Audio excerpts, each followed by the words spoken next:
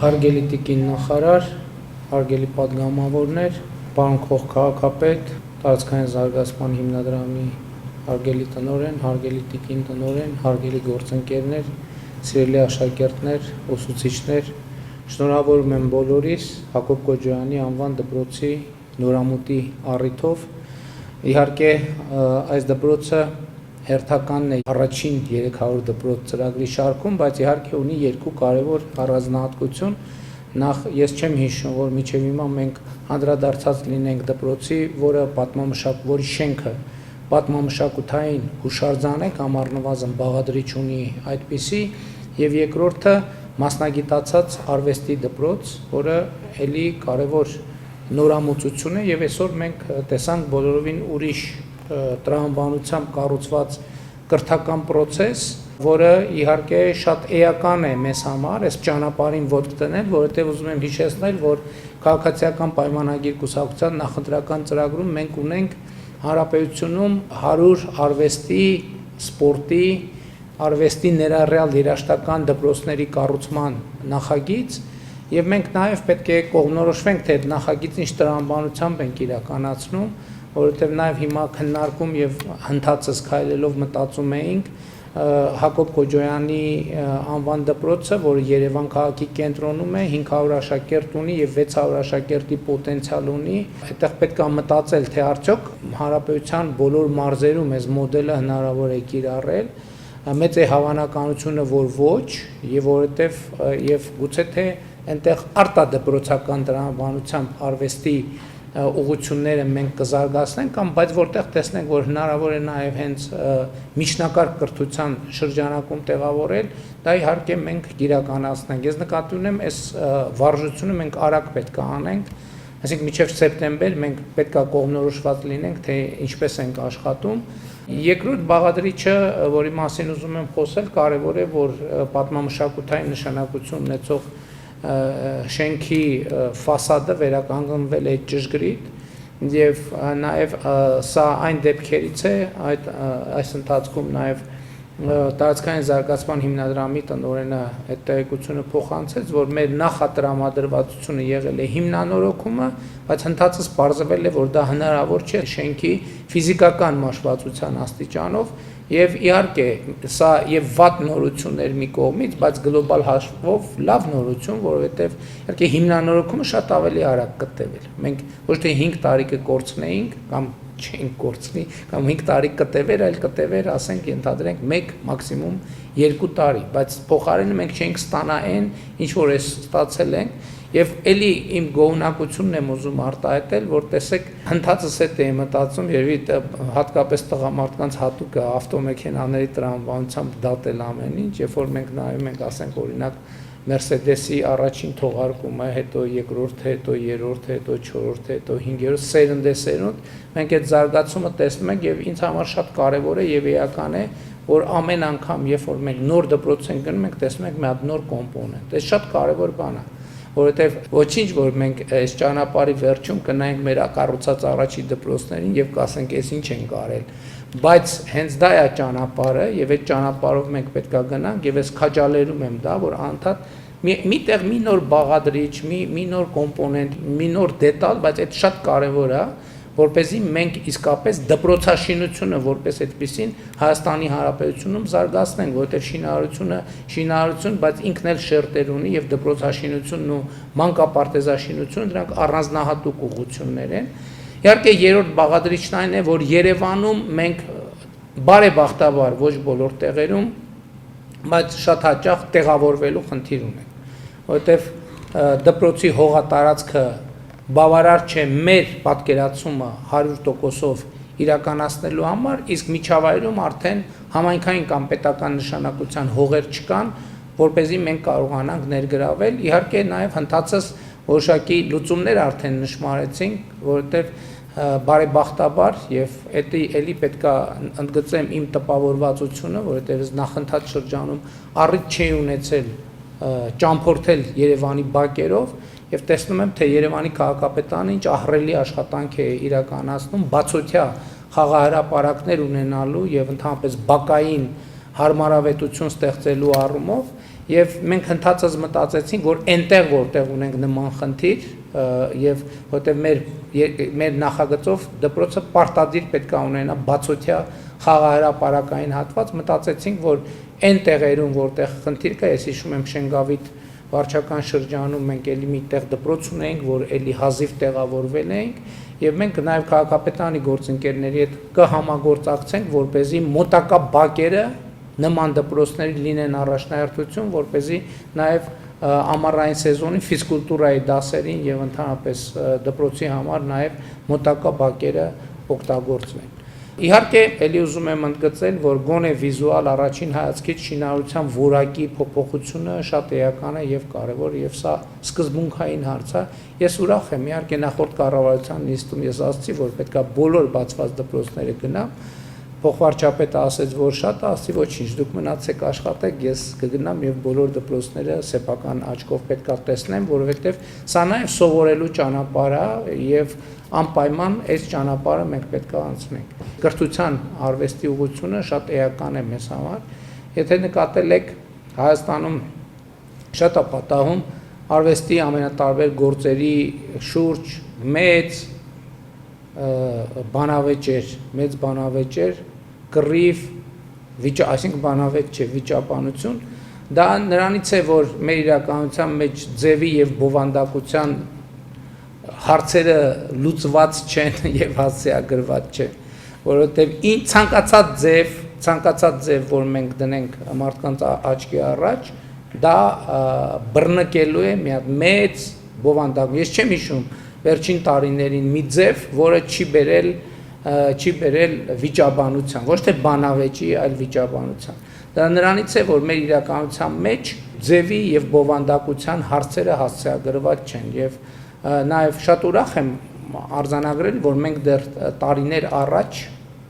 2 գոնե տարի առաջ սկսել ենք անդրադառնալ այդ հարցին, անդրադառնալով թե իսկ ինչպիսին պետք է լինի իրական Հայաստանի գեղագիտությունը, որովհետև մենք այստեղ էլ որ կոնֆլիկտներ ենք ունենում, որովհետև պետության քաղաքական ռազմավարությունները ոչ միայն երբեմն չեն արտահայտվում արվեստի մեջ, ձևերի մեջ, այլև շատ հաճախ որևէ կապ չունեն պետության եւ իրականության հետ, եւ սա նույնպես խնդրեմ է, որի մասին մենք պետք է մտածենք, բայց այստեղ էլ մենք պետք է հասկանանք, որ մեզ պետք է ժամանակ, մեզ պետք է համբերություն, մեզ պետք է ոչ թե վիճաբանություն, այլ բանավեճ այդ բոլոր հարցերը հասցեագրելու համար։ Հաջորդը, որի մասին ուզում եմ խոսել, այն է, որ մեծ ուրախությամբ իմացա, որ դպրոցի ուսուցիչների մի շատ մեծ մասը անցել է կամավոր ատեստավորում եւ ես ուզում եմ շնորհակալություն հայտնել բոլոր այդ փորձառությունը անցած ուսուցիչներին։ Ես հասկանում եմ, որ դա հեշտ չի։ Ես հասկանում եմ, որ դա որոշակի խնդիրներ է հոգեբանական, հարմարավետության եւ այլն, բայց սա ճանապարհ է, որով մենք պետք է անցնենք։ Ես նաեւ այս անհարմարավետությունը նկատի ունենալով, ես ինքս էլ այսօր մենք կառավարությունում իմիջիալոց այդ չափորոշի չդրել ենք, կատարողականի գնահատման համակարգում մենք հատուկ կարգ ենք սահմանել, որ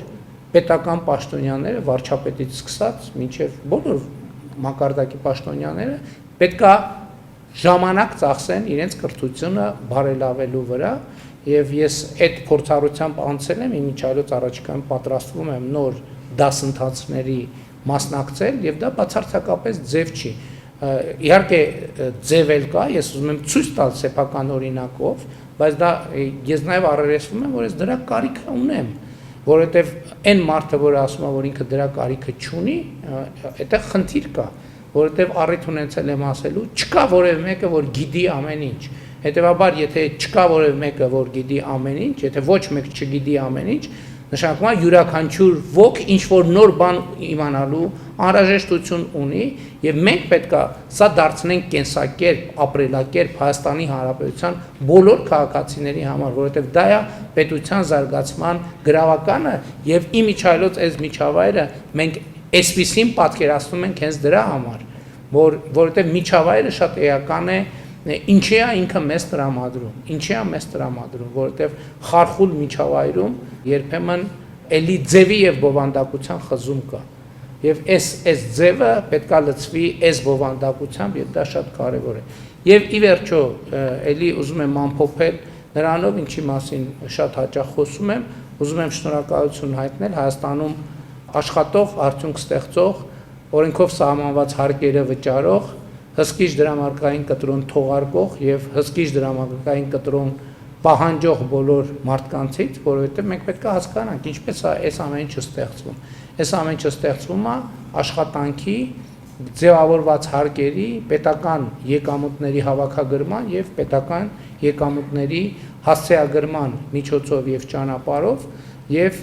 իհարկե նաեւ ուզում եմ ասել, որ շատ տպավորված եմ, նախ տպավորված եմ արվեստի գործերով, որոնք արդեն ստեղծում են մեր դպրոցի շրջանավարտները, որովհետև այնտեղ գործեր կան, առնվազն իմ սուբյեկտիվ ոչ մասնագիտական կարծիքով, որ եթե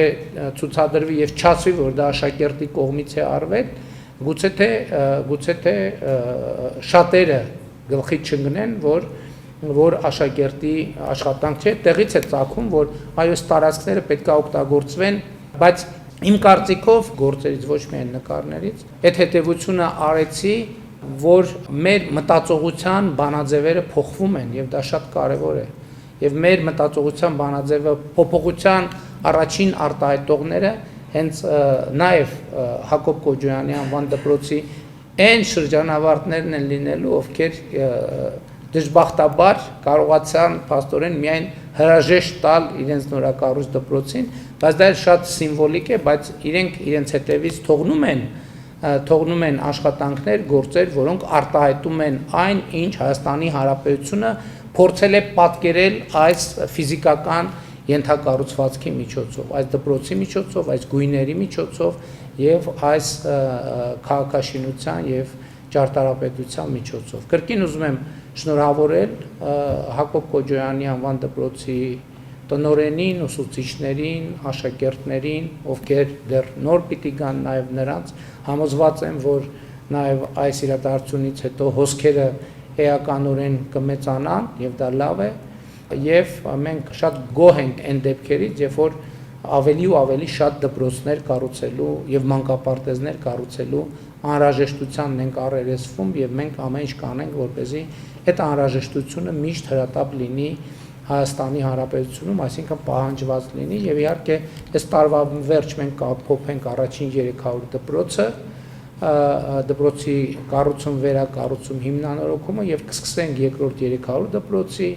100 կոմբինացված խաղահրապարակների եւ լողավազանների, 100 արվեստի կոտորակ երաժշտության եւ կերպարվեստ։ Ես մտածում եմ, որ ընդհանրապես այդ ուղղություններով մի ուղղություն կա, որը մենք սովորաբար այս մակարդակում մոռանում ենք, գրականությունը, որը նույնպես ինքը ուղղակի, այսինքն գրականությունը որպես արվեստի ուղղություն, որպես ստեղծագործական հարթակ, դրա մասին նախկինում էլ խոսել ենք, հիմա մենք պետք է մտածենք նաև դրա մասին, որպեսզի արվեստի բոլոր ուղղությունները մեր կրթության համակարգում ներգրավված լինեն։ Եվ իհարկե սպորտ դպրոցների շատ կարևոր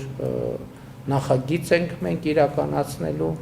նաև հաշվի առնելով, որ ընթացիկ քաղաքական process-ը հայտնի հանգամանքների բերումով ես անվանել եմ երեխաների հեղափոխություն, իհարկե երեխաների հետ կապված նախագծերը առաջիկա 5 տարում ունենալու են էականորեն ավելի մեծ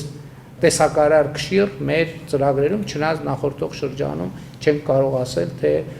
դրանք որևէ կերպ ուշադրությունից դուրս են եղել։ Կրկին շնորհակալություն եմ հայտնում բոլոր այն մարդկանց, ովքեր մասնակցություն են ունեցել եւ մասնակցություն են ունենալու այս կարևոր նախագծի իրականացմանը։ Շնորհակալ եմ։